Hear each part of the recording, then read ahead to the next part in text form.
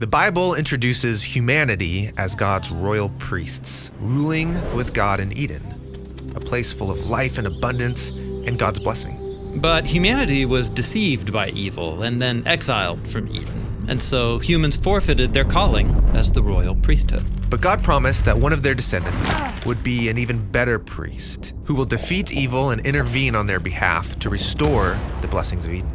This descendant would be a royal priest, like Melchizedek, that Abraham met in Jerusalem, and also like Moses and the priestly figure he saw on Mount Sinai.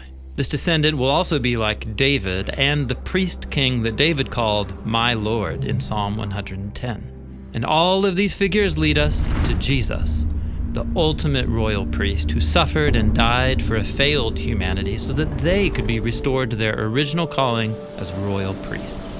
About a month after the resurrection of Jesus, his disciples see him ascend into the skies. Yeah, this was the fulfillment of Israel's hopes and of the story of Jesus. He was exalted into the heavenly temple of God's presence and installed there as the cosmic royal priest. Now, Jesus also told his followers to wait for God's presence to come and guide them into the future.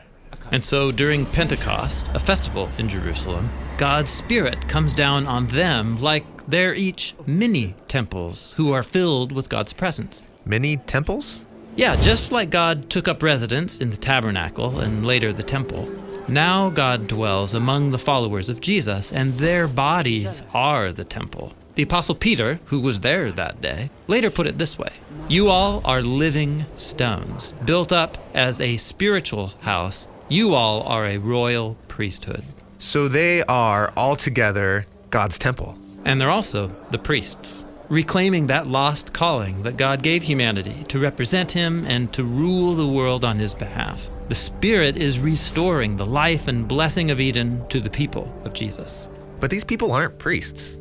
They're merchants and fishermen, soldiers and slaves, tax collectors and the poor. They work in the world and not in temples. And yet, they talked and behaved as if they were priests. They believed Jesus was the cosmic royal priest, ruling all of heaven and earth as his temple, and they saw themselves as an extension of Jesus here on earth, that is, the body of the Messiah. That's a beautiful image, but what does it actually look like? Well, if you went to the temple in Jerusalem, you would hear the priestly choirs singing poetry that honored God and that told the story of his love. Music was a bridge between heaven and earth. Also, the followers of Jesus started writing and singing new songs about Jesus as part of their priestly calling. Right. Priests also surrendered everything over to God through their sacrifices. And so followers of Jesus started giving themselves, their time and their money and energy to serve those in need. And they said, these are the sacrifices that bring pleasure to God. Priests also intercede on behalf of others through blessings and prayers, advocating for the needs of everyone.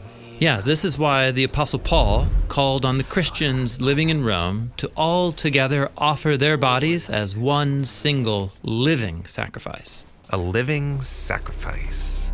Yeah, Jesus offered his life in the ultimate act of love.